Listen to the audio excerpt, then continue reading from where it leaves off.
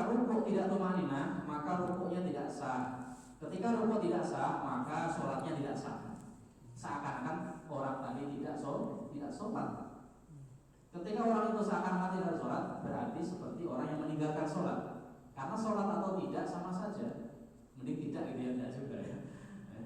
Jadi orang ini kalau dia jahil bodoh, maka bisa dapat uzur. Tapi kalau tahu terus kemudian buru-buru tidak tumanina, maka tidak sah.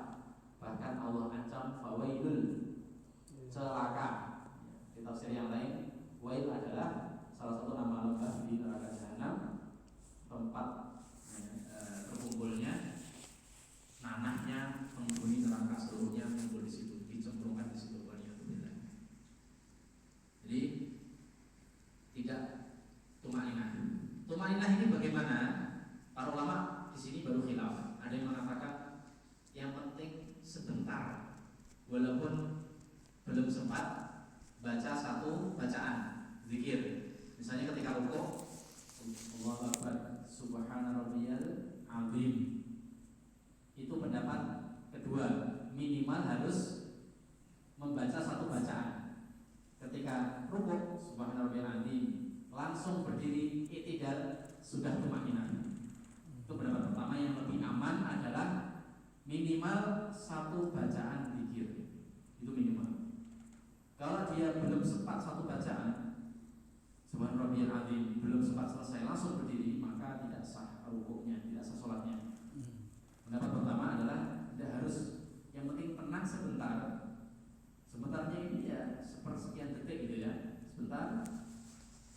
Dengan syarat punggungnya ini sudah ya, normal, lurus ya. Bagi yang bisa lurus, ngapunten ini. Kan ada punggung yang nggak bisa lurus ya, karena sudah kecil mancul ini orang, atau sering nulis buku. Maka sebelum rukuk sudah rukuk ini orang. Ya. Maka ini beda. Jadi di sini Imam Az-Zahabi menyebutkan di antara orang yang tidak sah sholatnya adalah yang tidak meluruskan punggungnya ketika rukuk, tidak tumanina. Beliau menukil hadis Rasulullah SAW riwayat Ahmad dan Sahih. Rasul bersabda, la yasurullahu ila sholati rajulin la yuqimu sulbahu baina ruku'ihi wa sujudihi. Allah tidak melihat, maksudnya tidak melihat dengan pandangan yang rahmat, maksudnya tidak mengabulkan sholatnya, menerima sholatnya, kepada orang yang sholat tidak meluruskan punggungnya ketika sujud dan rukuk, atau ketika rukuk dan sujud. Karena buru-buru kan, biasanya orang buru-buru kan belum sempat sempurna rukuknya langsung i'tidal, belum sempat sempurna sujudnya langsung duduk, namanya buru-buru kan. Bahkan kadang belum sempat nempel jidatnya ketika sujud langsung duduk, ini tidak sah. Bahkan Rasulullah SAW menyebutkan tumaninah itu ketika rukuk, juga ketika i'tidal harus lurus dulu, sami Allahu liman hamidah. Bagi yang bisa lurus maksudnya normal ya, lebih tepatnya dalam keadaan berdiri normal. Yang bisa lurus, yang nggak bisa ya semampunya Pak. Kalau dipaksa gini malah berbelah nanti ya. Ya tidak masalah. Tapi kalau Allah tidak akan membebani kecuali sesuai kemampuan. Dan ketika sujud kata Nabi, sujudlah ya dengan tumanina. Artinya kalau sujud ini pendapat yang lebih aman, minimal panjenengan satu bacaan, Subhana Rabbiyal A'la. Syukur-syukur lebih 3, minimal sah satu bacaan, minimal sempurna 3. Minimal sempurna 3 kali Subhana Rabbiyal A'la, Subhana Rabbiyal A'la, Subhana Rabbiyal A'la. Maksimalnya berapa? Tidak terhingga. Boleh 10, 20 dan seterusnya. Tergantung waktunya ya. Kalau jamaah ya 3 cukup insya Allah. Kalau sholat malam boleh lama, boleh ditambahi doa-doa yang lain. Jadi orang yang tidak tumanina ini termasuk dikategorikan kata beliau orang yang meninggalkan sholat. Ya. Fawailul lil musallin, celaka orang yang sholat, diantaranya yang tidak tumanina, buru-buru sholatnya. Ya, ini kita nasihati saudara kita yang terlalu terburu-buru, termasuk ketika sholat taraweh itu ya, sering ya kita lihat video ini sholat atau olahraga ya. mengejar rakaat 23 mungkin ya, biar banyak tapi cepat. Qul huwa ahad ya. Paham ya Pak ya, maksudnya cepat aja ya. Itu tidak sah ya, menurut pendapat yang tepat, wallahu a'lam bishawab. Kemudian di antara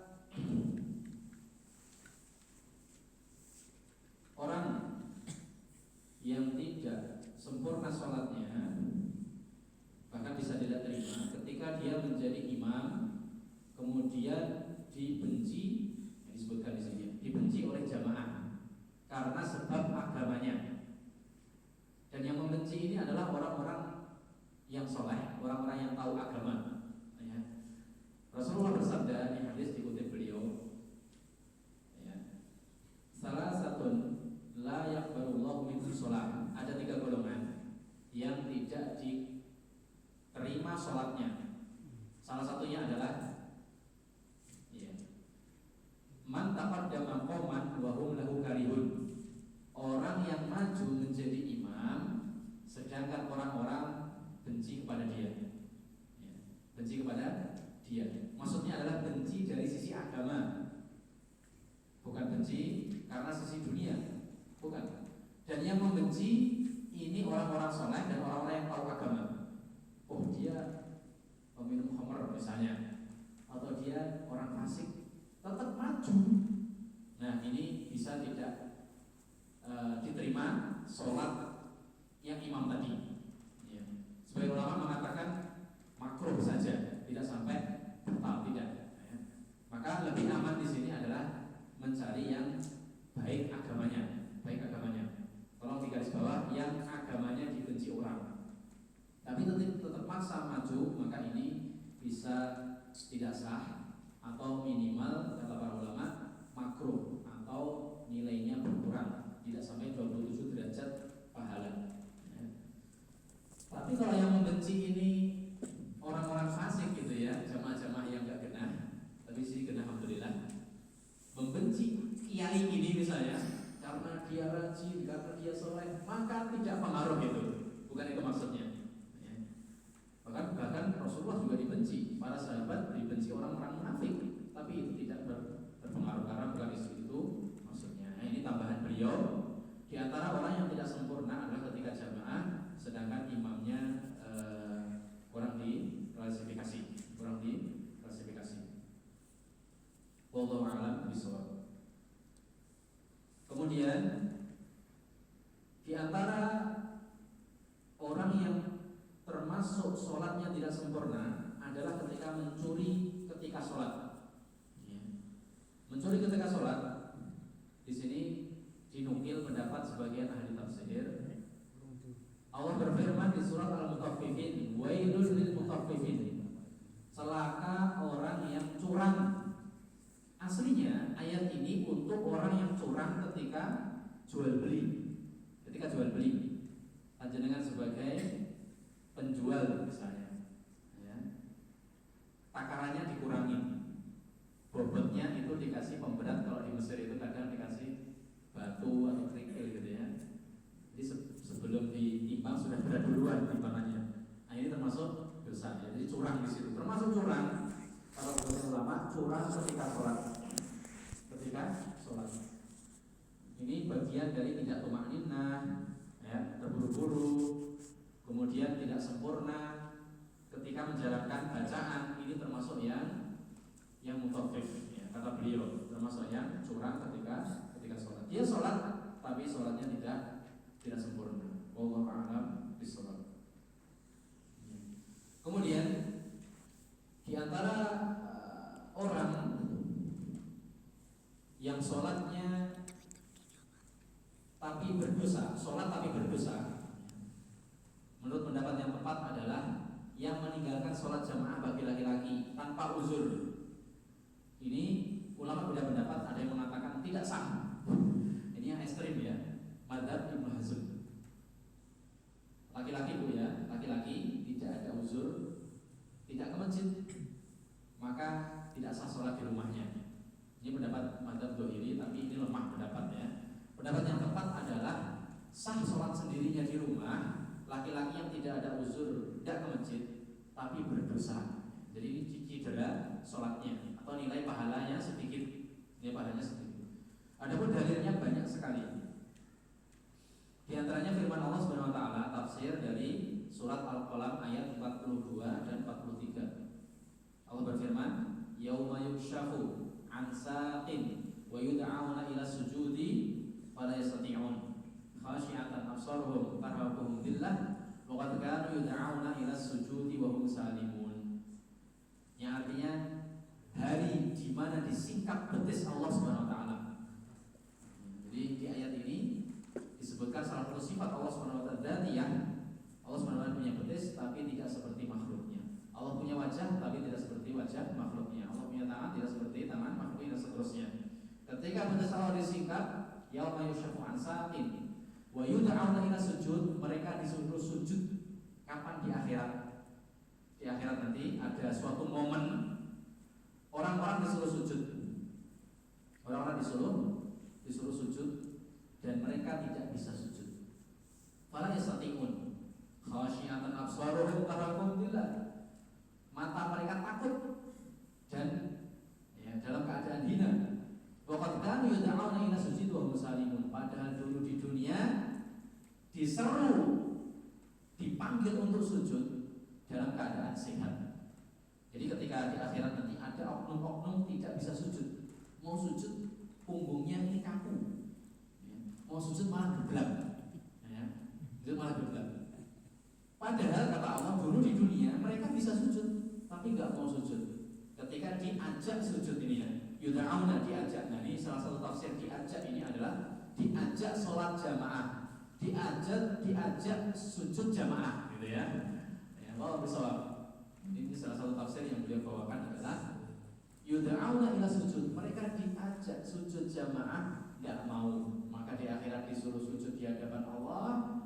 Hari momentum ketika dibuka betis Allah Subhanahu wa taala yang mulia, tidak seperti makhluknya, mereka tidak bisa mau sujud malah ketahuan ini sholatnya tidak sempurna, tidak sah.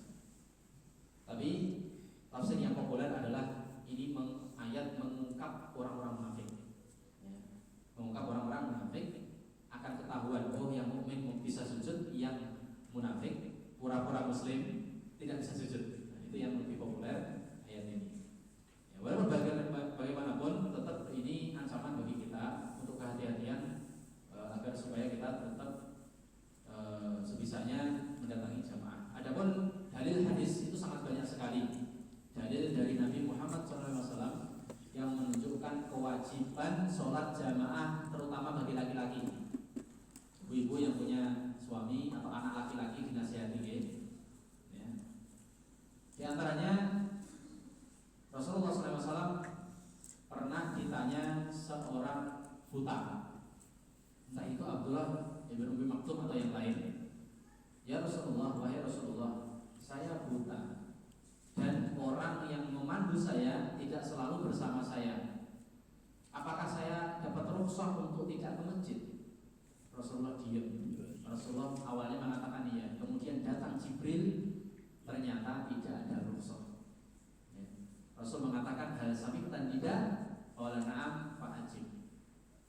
Apakah kamu mendengar panggilan salat? Ya, ini orang buta ya. Fa'ajib, maka datangilah. Atau kama qala sallallahu alaihi wasallam. Orang buta saja Rasul tidak kasih uzur.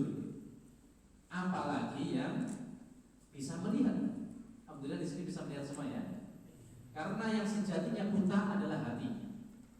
Orang yang tidak mau sholat jamaah tanpa uzur ini sejatinya buta hati, bukan buta mata. Ini yang berfirman Allah Subhanahu wa taala surat Al-A'raf, fa innaha la ta'mal absaru walakin ta'mal qulubul lati fis sudur. Sesungguhnya yang buta itu bukan mata, kepala, pandangan ini, tapi adalah mata hati yang ada di dada. Maka khawatirlah kita ketika terkena penyakit buta hati. Ketika hati ini sudah buta, kebenaran tertutup, malas dalam amal soleh, walaupun kelihatan di depannya, ini orang ingin bantuan kita, buta hati dibiarkan, bahkan dia dolim, waliyadzubillah. Jadi itu diantara dalil wajibnya mendatangi sholat jamaah bagi laki-laki yang tanpa ada uzur ya. Dan dari antaranya sangat banyak ya, adalah Rasulullah pernah mengatakan hamamtu an amuro ya. Kemudian Rasulullah mengatakan fa'ahtatib wa amuro birijalin wa fa'uharriqu alaihim buyutahum la yashhaduna jama'ah. Kama qala sallallahu alaihi wasallam. Saya pernah ingin memerintahkan untuk ada yang mengimami. Kemudian saya ajak beberapa sahabat untuk membawa kayu bakar, kemudian saya bakar rumahnya karena mereka tidak mau sholat jamaah.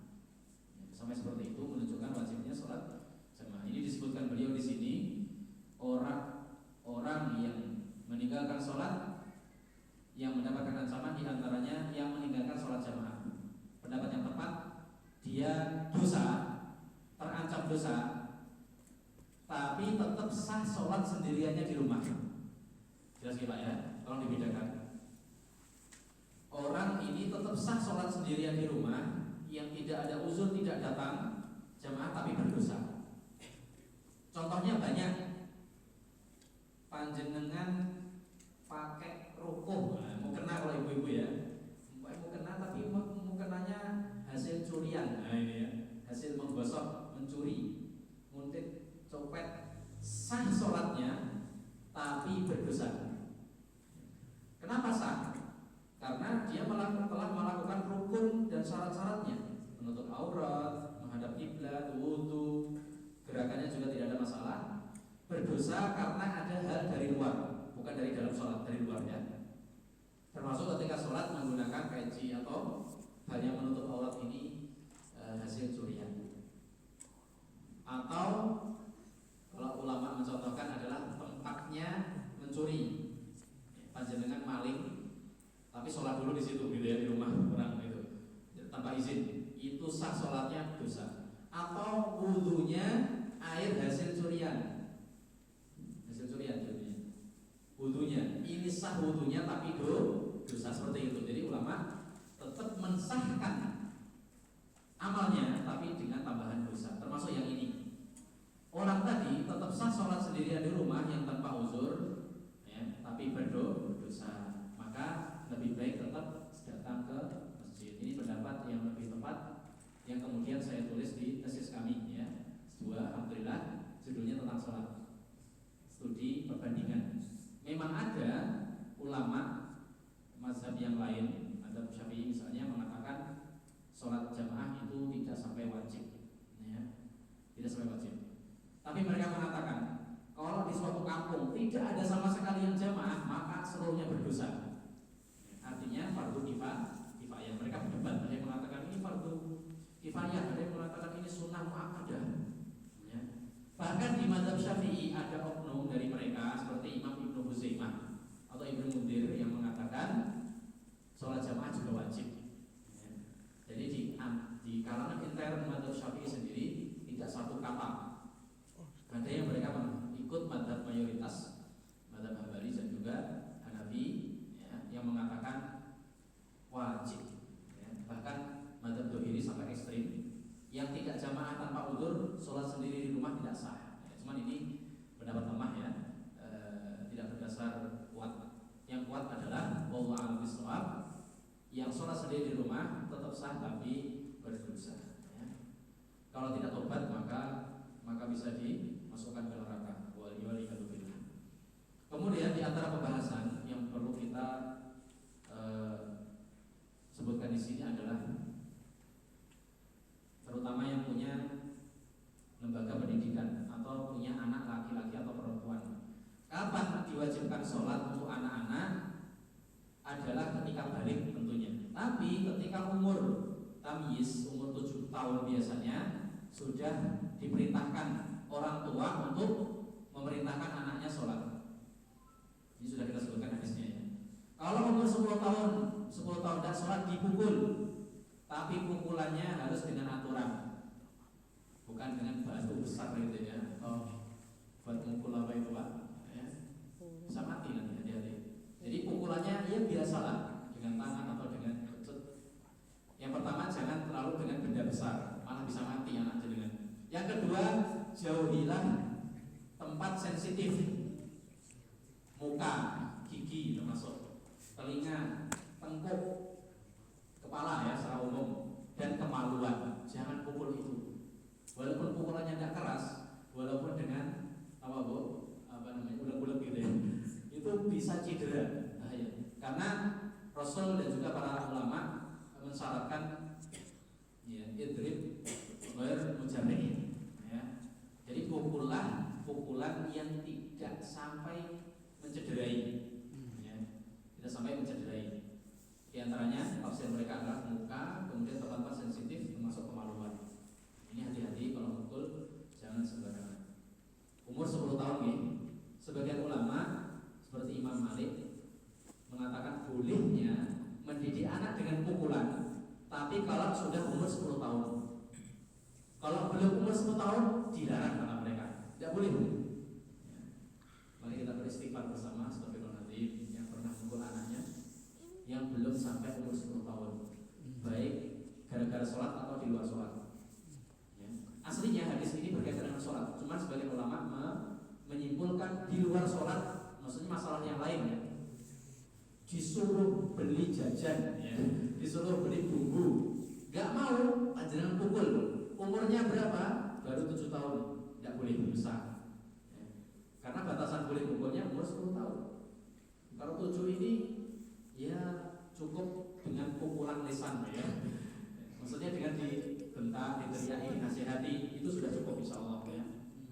Karena mereka memang idrok atau daya tangkapnya masih lemah, nafsunya masih belum terkendali, namanya juga belum balik ya. Dan bisa jadi kita dulu ketika masih kecil seperti itu gitu ya. Tapi ketika sudah umur 10 tahun, baik urusan sholat atau di luar sholat, selain sholat boleh dipukul dengan pukulan yang bersyarat tadi. Dan setelah balik, mungkin umur 12 tahun, 15 tahun atau mungkin kurang, laki-laki dengan mimpi basah. Paham deh ya, mimpi basah itu apa? Bukan ngompol ya pasti, mimpi basah. Nanti tanya bapak ya, mimpi basah itu apa pak? Kayak api. Ya. Basah itu apa? Cairan apa yang keluar? Tanya. Itu tanda panjenengan sudah balik. Kalau wanita keluar darah haid, darah merah kental berbau, ya. Warnanya condong kehitaman. Itu tanda balik. Kalau sudah balik, kok tidak sholat, sudah diperintahkan, sudah dinasihati. Nah, kan kalau umur 10 tahun dipukul, ini belum balik ya. Kalau umur sudah balik nggak mau sholat, nah ini ulama mempertegas. Sebagian mereka, tidak semuanya ya, sebagian mazhab Syafi'i mengatakan sudah diperintahkan, di waktu kasih waktu tinggal 3 hari nggak mau, maka wassalamualaikum. Kata mereka tidak ada hukuman yang lebih berat daripada pukulan selain ya, kematian ya, dipancung seperti itu, sampai seperti itu. Ini istinbat para ulama ya, sebagian mereka seperti itu. Wallahu a'lam bishawab, tapi yang mengeksekusi tentunya negara Islam ya. Bukan orang tuanya. Bukan orang tuanya, tapi negara Islam. Wallahu a'lam bishawab. Ini saking pentingnya masalah sholat. Kok diancam? Ayo, kalau saya kasih waktu 3 hari tetap gak mau sholat, ini sudah balik ini. 3 hari dikurung, gak mau sholat, bahkan pura-pura saja tidak mau. Pura-pura saja tidak mau, berarti dia tidak takut mati ya. Karena atas dasar akidahnya, sholat gak wajib gitu kan ya. Maka ini sudah layak, tidak masuk barisan kaum muslimin. Jadi ada aturannya, tidak serta-merta sudah balik, tadi malam basah, sekarang gak mau sholat langsung mengganda. Ada aturannya, dikasih waktu tenggang, didakwahi, dikasih penjelasan, iqamatul hujjah ya. Apakah ada syubhat, rancu yang belum paham, dipahamkan dan diancam kematian, kok tetap akidahnya seperti itu? Wah, ini tidak mau jadi orang Islam ya. Maka dia atas dasar akidah, maka layak untuk berangkat duluan ke alam bakar. Wallahu a'lam bishawab. Jadi itu sangat penting sekali pembahasan ini sampai seperti itu. Sebagian ulama mempertegas ketika balik tidak mau sholat. Wallahu bishawab. Kemudian sholat ini bertingkat. Beliau menyebutkan di sini tingkatan sholat. Sholat fardu ada 5. Yang paling ditekankan sholat subuh dan sholat isya. Rasulullah bersabda, inna asqala sholat 'alal munafiqin sholatul isya wa sholatul fajr. Walau ya'lamuna ma fihi ma la atawhuma walau habwa. Hadis sahih Ibnu Abi Syaibah, Bukhari, Muslim juga. Yang artinya sesungguhnya sholat yang paling berat untuk orang munafik adalah sholat isya dan subuh. Sholat isya itu berat Pak mereka. Kenapa? Karena kan mereka tujuannya supaya dilihat sholat, bukan karena lillahi ta'ala. Dan sholat isya di zaman dulu itu belum ada lampu, makanya gelap. Mereka berat ini, kalau sholat nggak dilihat orang lain, berat gitu aja. Dan sholat subuh juga berat orang munafik. Kan tujuan utama supaya dilihat orang lain. Kok ini gelap gulita, terutama zaman dulu ya. Maka mereka berat kalau mau ikhlas gitu, nggak bisa. Kemudian Rasulullah mengatakan, walau ya'lamuna fihi ma, seandainya mereka tahu pahala besar yang mereka akan dapatkan di akhirat ketika mengerjakan sholat subuh dan isya, la atauhuma walau habwan, mereka akan datang walaupun dengan cara merangkak. Mungkin karena sakit kaki gitu ya, rematik atau asam urat atau apa. Seandainya mereka Allah singkat pahala yang besar itu Pak, misalnya ya, pahalanya 1 triliun cukup masih ya, misalnya membuat kita sampai merangkak gini ya, pakai tangan jalan ini untuk mendatangi sholat jamaah, sholat subuh dan isya. Mereka akan datangi karena melihat pahala yang besar itu. Tolong dipahami, Rasul bersabda, raka'atul fajr khairu minad dunya wa ma fiha. 2 rakaat sholat fajar sunnah sebelum sholat subuh nilainya lebih baik daripada dunia dan seisinya. Dunia sejak diciptakan dulu sebelum Nabi Adam sampai kehancuran dunia nanti, berapa triliun biliun itu nilainya Pak. Ini kita nggak bicara emas saja ya, perak dan sebagainya, seluruh yang ada kekayaan ini dari dulu sampai sekarang masih kalah dengan nilai sholat sunnah 2 rakaat sebelum subuh. Monggo, apalagi sholat subuhnya, apalagi sholat wajibnya, sholat subuh, sholat isya dan yang lain, tentunya berlipat-lipat daripada dunia. Kita saja ya, yang masih kekurangan ini Pak ya, lihat 1 triliun itu berapa Mas? 1000 miliar ya, pernah megang 1 M aja ya, megang angkanya gitu ya. Kalau dibukakan diiming-iming, ayo di sini yang tumpukan yang disita korupsi itu banyak. Yang sholat subuh mendapatkan 1 kepok 1 triliun. Yakin kita, mungkin saya pun akan merangkak dari titian gitu ya. Ngisot gitu. Bayangkan. Nah, karena Allah Subhanahu wa taala ingin menguji keimanan kita, maka pahala yang besar di akhirat nanti tidak Allah singkap, Allah tutupi. Dan kita yakin Allah tutupi. Dan karena kita beriman, maka yang iman yang kuat tetap jalan, tetap merangkak, tetap berusaha walaupun dingin, walaupun panas. Ini hikmahnya. Seandainya pahala itu Allah beberkan sekarang, tidak ada orang non-muslim, semuanya sholat jamaah. Butuh kita buat cabang masjid Al-Falah yang lain ini Pak ya, tolong donaturnya ini. Kalau Allah singkap ini pahala, tapi karena Allah punya hikmah ya, untuk mengetahui mana yang benar-benar beriman kepada yang gaib dan yang tidak. Makanya di awal Al-Quran itu Allah berfirman, alladzina yu'minuna bil ghaib.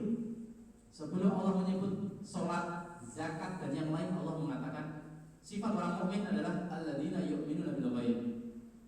Orang-orang beriman adalah yang beriman kepada yang tidak nampak, termasuk pahala.